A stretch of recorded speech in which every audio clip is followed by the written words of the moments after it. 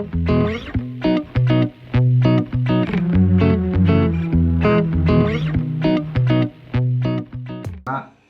pergi sedikit lah ke Mesir atau ke Sinai gitu kan sudah aman. Tapi ini sampai sejauh Indonesia itu apa motivasinya?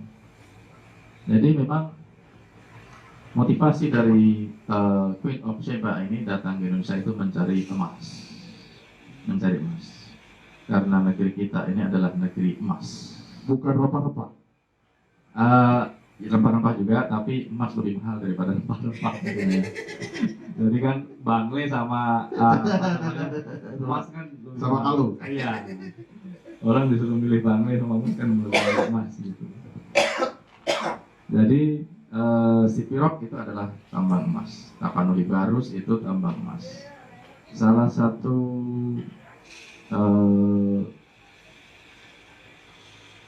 kitab atau buku abad ke-16 yang ditulis oleh Tom Pires, orang Portugis, yang berjudul Suma Oriental. Dia mengatakan bahwa Indonesia itu ada emas.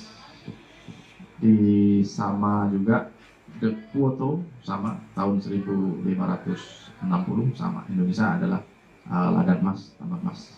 Dan logikanya ketika bumi itu kita sama-sama sepakati bulat, dan ketika bumi itu kita kasih oli, kemudian kita putar, maka oli itu akan berkumpul di tengahnya. Artinya berkumpul di garis khatulistiwa. Begitu kalau kita putar begitu, kalau kita kasih air atau oli begitu, maka dia akan ada di sekitar garis khatulistiwa aja itu, bukan di kutubnya, tapi di garis khatulistiwanya itu. Nah, itulah kenapa sumber mineral itu paling banyak yang ada di kanan kirinya khatulistiwa. Sehingga emas, nikel dan lain sebagainya itu yang memang adanya di negeri-negeri tanah-tanah khatulistiwa. Itulah kenapa Queen of Sheba datang ke sini. Saya masih agak sedikit mengganjal di Mas Radit. Alasan bahwa Queen of Sheba itu pernah di Sumatera Barat itu karena ada Sipirok. Di sekujur Sumatera dia nanti melakukan perjalanan sepanjang sekujur Sumatera itu. Ini barangkali pertanyaan yang selanjutnya ya, tapi nggak apa-apa biar kita nyambung. Selain bukti Sipirok, apa yang menurut bacaan sejarah Mas Radit bahwa emang Queen of Sheba ini pernah datang ke Sipirok, Sumatera pada abad kedua? Ya. Ini barangkali teman-teman juga penasaran. Apa yang Mas Radit meyakini atau bacaan Mas Radit bahwa Queen of Sheba ini benar-benar pernah datang ke Indonesia, yaitu di Sumatera itu Sipirok, selain ada nama Sipirok. Ya, terima kasih. Jadi ini kita mulai dulu dari yang lokal sini. Logika lokal, cara membuktikan orang pernah datang ke situ. Saya punya tetangga saya itu, beliau katanya sih orang terkaya di Racik. Wah, jebut wilayah. Orang terkaya di Racik. Beliau punya toko material namanya Anugrah. Kemudian dia membuat sebuah perumahan di desa dikasih nama Bumi. Saya tahu orangnya. Kenapa dikasih nama Bumi? Karena yang membuatnya adalah pemilik toko bangunan Anugrah. Nah, jadi pemberian nama tempat, toponim itu ada hubungannya dengan sejarah. Ya, lanjut. Sehingga banyak kita jumpai nama-nama tempat di Tapanuli itu yang menggunakan kata Saba. Ada Saba Jambu, Saba Malim, Saba Dolok, Saba Borobus. Banyak kita kalau mau sebutin itu. Kita bisa ketik Saba Tapanuli, akan keluar nama-nama tempat itu. Jadi banyak nama-nama tempat di Tapanuli itu yang menggunakan kosakata Saba. Ya. Itu bukan kebetulan. Bukan kebetulan, karena banyak sekali. Saba. Itu yang pertama. Saba Dolok. Kemudian ketika kita turun, masih di Tapanuli, pesisir barat, turun nanti Sumatera Barat, nomenklatur untuk Perdana Menteri Pagaruyung itu disebutnya Patiah Nan Sabah. Patiah dan Sabah. Ada Sabahnya juga. Hah? Ada Sabahnya juga. Ada Sabahnya juga. Padahal itu posisi yang tinggi, Patiah Nan Sabah. Patiah dan Sabah. Dan ada juga legenda gadis Minang Sabai Nan Alui. Dan ada juga legenda Datuk Parpatih Nan Sabatang. Patut dan Sabah. Ada Sabahnya. Ada juga. Sabahnya juga. Tang itu kan harusnya tinggi. Iya. Kemudian kita geser sedikit ke Palembang. Di situ ada nomenklatur namanya Sabo Kingking. Ada makam Sabo Kingking. Iya. Makamnya di situ. Kingking itu kan Keliki. pengikut. Pengikut. Sabo Kingking itu artinya pengikut Sabah. Sabah. Karena The Queen of Sheba ini dia punya pemahaman, punya ideologi, dan mereka banyak pengikutnya di situ. Dan kalau dalam bahasa Betawi, Sabah itu Nyaba. pergi. Nah, Queen of Sheba ini adalah ratu yang pergi dari tanah kelahirannya, maka disebutnya Sabah. Ini Mas Radik ada yang sedikit terlewat. Oh, boleh. Terkait bukti otentik tentang bacaan sejarah bahwa Queen of Sheba itu emang pernah datang ke Sumatera dengan tadi anonim bahasa Sabah. Toponim. Sabah. Barangkali kan ada bukti-bukti lain juga tentang peninggalan. Dan ini barangkali pertanyaan saya masih mengganjal. Dari mana Mas Radik bisa mengetahui bahwa Queen of Sheba ini datang di abad kedua? Dari mana kita tahu bahwa Queen of Sheba ini datangnya di abad kedua? Yang pertama tentu Robert Taylor yang mengatakan seperti itu. Nah, kita bahkan memiliki bukti arkeologi bahwa dia datang di abad kedua. The Queen of Sheba, pertama beliau datang ke sini didampingi oleh ajudan kepercayaannya yang bernama Raman. R-A-M-A-N. Raman. Bukan Raman. Bukan Remon. Raman. Nama lurah. Iya. Raman ini disebutkan di dalam kitab Sunda kuno Lalampahan Pujanggamanik. Lalampahan Pujanggamanik. Sunda. Sama. Ini juga catatan perjalanan. Iya. Lalampahan Pujanggamanik itu disebutkan situ Ramania. Jadi Raman ini nanti yang kemudian membangun dam Raman di Metro Lampung. Dan nanti beliau membangun situs Unur di Batu Jaya. Kita itu kalau para arkeolog menyebutnya candi, tapi bukan candi, itu namanya Unur atau Belandongan. Kalau di Jambi namanya Manapo Jambi, kalau di Kalimantan namanya Laras. Kalau yang ada di Batu Jaya, dulu Bekasi sekarang masuk Karawang, itu namanya Unur Batu Jaya. Nah, di Unur itulah ditemukan tahun 2018 sebuah kerangka tengkorak ya. Dia ukurannya cukup tinggi, bisa 2 kali lipat badan kita ini. Dan menurut arkeolog, dan kita bisa cek di berita, usia dari kerangka itu adalah 18 abad. 18 abad. Kalau dia ditemukan 2018, Berarti abad kedua, Mas. tinggal dikurangi 1800. Abad kedua. Berarti kalau Nabi itu Waktu itu Nabi Isa sudah meninggal, Nabi Muhammad belum lahir. Oh, berarti Patrah ya. Zaman Patrah itu. Iya, zaman Abdul Fattah. Iya, zaman kekosongan kenabian. Iya, mantap. Ya, ini nyambung, Mas Radi. Berarti bukti-bukti otentik tentang Queen of Sheba datang ke Sumatera selain penamaan toponim juga ada beberapa peninggalan arkeologi. Bisa disebutkan mana saja? Ada di Jam Jambi itu Manapo Jambi. Manapo Jambi. Kemudian ada di Batu Jaya, situs Unur Batu Jaya. Itu bentuknya bangunan. Ya, kalau orang menyebutnya candi kan. Candi. Candi itu kan bahasa Sanskerta artinya kan tumpukan. Candi itu artinya adalah tumpukan atau susunan. Jadi hebel yang kita ada di material itu juga bisa kita sebut candi, karena candi artinya tumpukan. Tapi kalau Manapo itu artinya adalah anything to support life. Sesuatu yang dipakai untuk menyokong kehidupan. Bisa buat neduh di situ, bisa buat nongkrong di situ, bisa buat ngumpul di situ. Anything to support life. Artinya dia bukan tumpukan, tapi itu Manapo. Unur sendiri juga artinya subject with intense affection. Siap. Ini kita ke pertanyaan selanjutnya. Tempat mana saja yang dikunjungi oleh Queen of Sheba?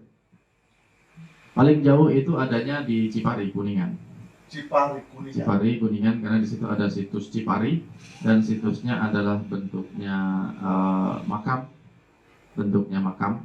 Makamnya itu memang khas makam abad kedua, 3 dan 4. 2, 3, 4 sampai abad ke-5, 6 juga masih begitu makamnya. Cirinya adalah bentuknya itu ucikus. Ucikus itu makam yang dikelilingi oleh batu-batu. Jadi ini makam, kemudian di batu-batu disusun sekelilingnya itu.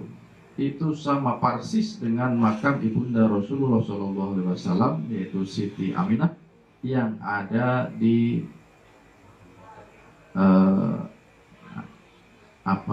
lupa tempatnya, di Mekah atau di Madinah. Itu sama tempatnya, yaitu ucikus. Jadi makam dikelilingi batu-batu. Jadi tipikal makam abad sebelum abad 7 itu makamnya bentuknya ucikus. Seperti itu. Ya, ada di Cipari. Cuman kita tidak bisa melihat itu makam siapa, tapi yang jelas di situ ada batu, ada gambar siluet Queen of Sheba. Queen of Sheba. Dan yang ada di Batu Jaya itu makam itu, kerangka itu tidak diragukan lagi adalah makam dari Raman, pengawalnya. Karena kalau kita tanya orang-orang penduduk asli situ yang sudah beranak pinak di situ, kita tanya, Anda tahu Raman? Mereka akan menjawab, oh, Tuanku Raman. Mereka menyebutnya seperti itu. Kalau di dalam Pujanggamari disebutnya Ramane. Sumatera ke Kuningan. Mentok di Kuningan. Ya.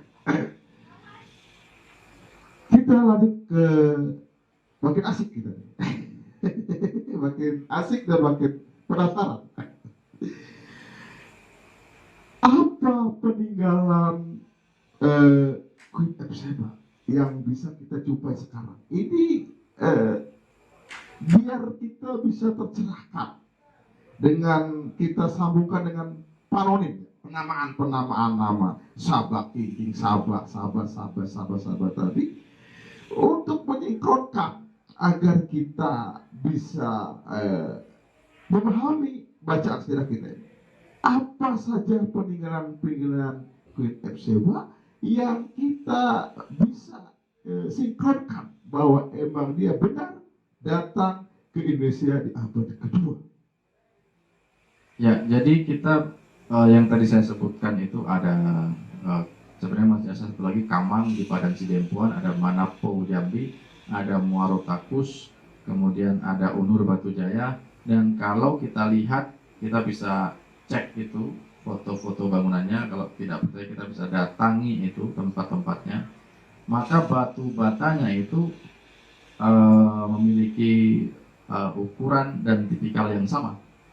Dan kalau kita lihat ornamennya itu memiliki ornamen yang sama. Dan bahkan di Batu Jaya itu ada geometri. Geometri itu adalah cara membangun ruang atau membuat garis atau membuat bentuk. Itu ada geometri bentuknya wow. Menjadi ornamen di dalam situs Batu Jaya itu. Itu peninggalan fisik.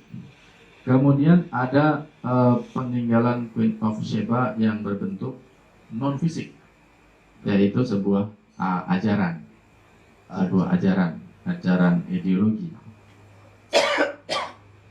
Jadi di Mesir atau di Afrika Utara itu ditemukanlah papires atau lempengan batu yang isinya adalah percakapan antara Harun dan Musa. Disebutnya di situ Moses dan Aaron, bahasa Inggrisnya itu.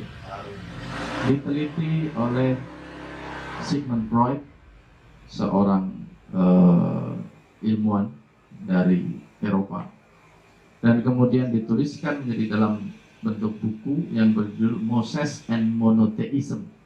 Monotheism itu pahaman satu Tuhan. Moses itu Musa.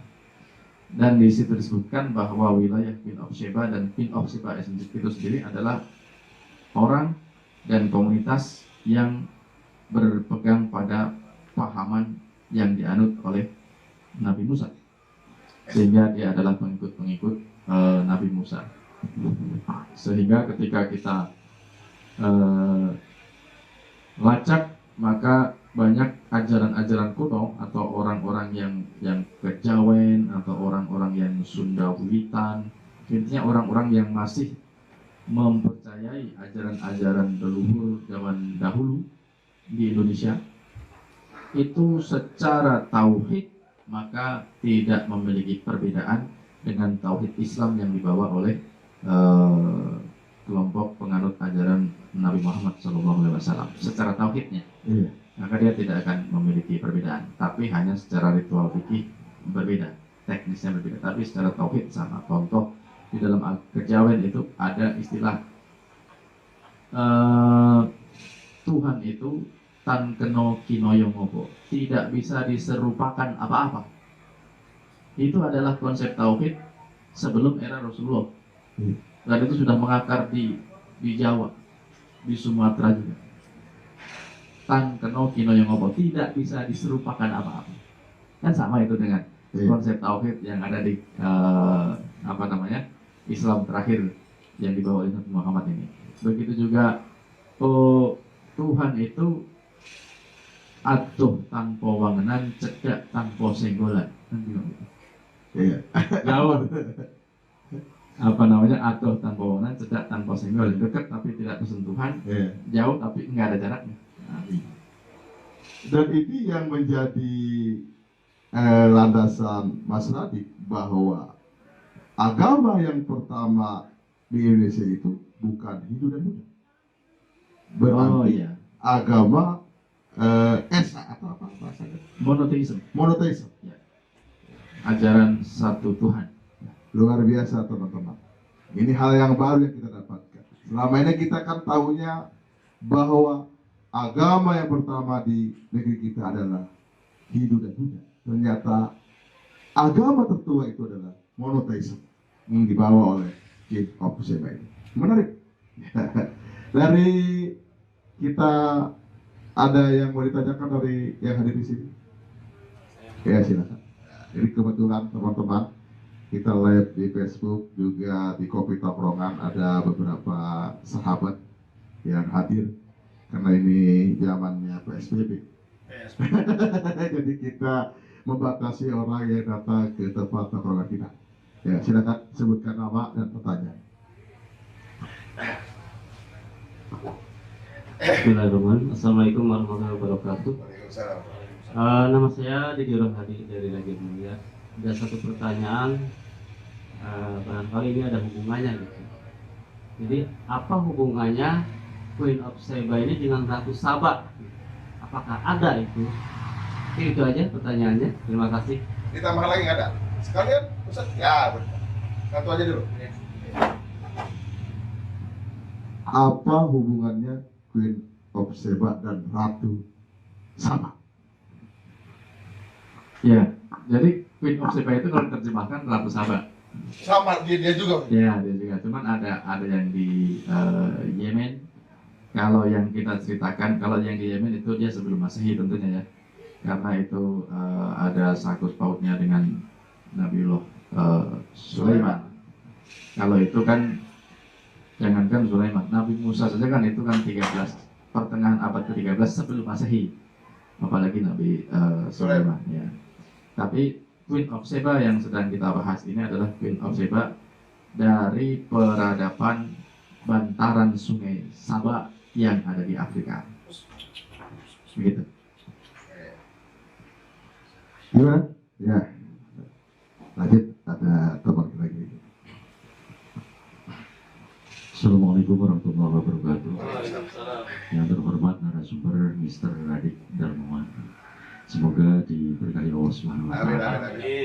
Dan semoga kopi tongkrong ini selalu eksis dan berkah. Amin.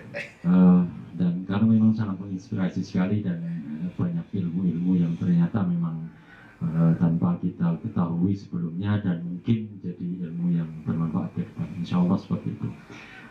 Beberapa waktu yang lalu saya pernah mendengar atau banyak juga yang mendengar bahwa benarkah, langsung ke pertanyaan saja Pak ya, benarkah bahwa Candi Borobudur yang begitu luar biasa itu, apakah benar ada hubungannya dengan Nabi Sulaiman alaihissalam, atau gampangnya omong itu bahwa benarkah itu miliknya atau kerajaannya Nabi Sulaiman alaihissalam? Terima kasih. Assalamualaikum warahmatullahi wabarakatuh. Ratu Saba. Iya. Borobudur. Iya. Borobudur itu kan kita sama-sama tahu dibangun oleh Samara Tungga. Samara itu artinya Samarkand, orang Samarkand. Tungga itu artinya desainer. Jadi desainer dari Borobudur ini adalah orang Samarkand. Sama seperti di pesisir utara Pulau Jawa itu ada pelabuhan yang dulu dibangun oleh orang-orang Samarkand, zona ekonomi. Rang itu zona ekonomi, maka disebut Samarang di situ. Ya, ini mohon maaf bagi yang meyakini bahwa di situ banyak pohon asam, jarang-jarang. Semarang jangan. Itu adalah Rang itu zona ekonomi. Samarang itu adalah zona ekonomi yang didirikan oleh orang-orang Samarkand. Jadi Borobudur itu dibangun oleh orang Samarkand, dan salah satu mungkin bukan kesalahan tapi kelemahan penulisan sejarah di Indonesia itu harus selalu dikaitkan dengan power system atau raja-raja. Padahal kan sejarah itu kan tidak hanya milik raja-raja, ada juga sejarah milik orang kaya, juga ada sejarah milik tokoh agama, juga ada begitu. Seperti yang dirajak ya. Nah, betul, seperti yang dirajak. Jadi Borobudur itu sama sekali tidak ada hubungannya dengan kerajaan manapun, karena dia dibangun oleh orang yang sangat kaya begitu, sehingga dibangunlah itu Borobudur. Apakah ada hubungannya dengan Nabi Sulaiman? Tidak ada. Tapi ada nomenklatur Sulaiman di sini. Kalau di Jogja itu ada Sulaiman, kemudian kalau di Kediri itu ada gua namanya Sulaiman Gleng. Sulaiman itu artinya adalah orang yang bertuhan. Jadi nama nomenklatur Sulaiman itu adalah orang yang bertuhan. Ini sampai kita temukan di wilayah Sulawesi Utara. Sulaiman itu artinya orang yang bertuhan, dan dia bahkan menjadi marga, dan bahkan sampai ke Filipina. Sulaiman itu adalah orang yang bertuhan. Nomenklatur untuk orang yang bertuhan itu disebutnya Sulaiman.